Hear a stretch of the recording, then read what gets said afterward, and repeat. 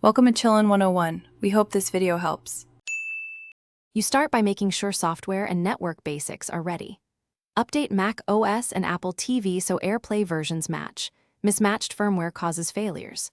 Once updated, connect the MacBook Air and Apple TV to the same Wi-Fi network and verify signal strength.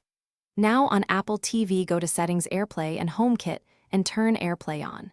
These steps remove common blockers and get you straight to casting without wasting time on peripheral checks.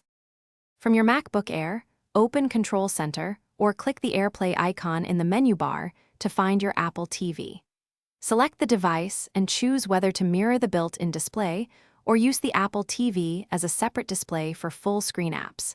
Make sure sound routes to Apple TV by selecting it in the sound menu.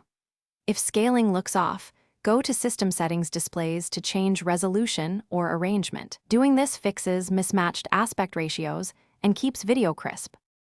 Finish by arranging windows and setting the Mac to mirror or extend as you need. This makes apps behave predictably. If you notice audio lag, stutter, or low quality, reduce Wi-Fi congestion, move devices closer to the router, or plug the Apple TV into Ethernet for stability.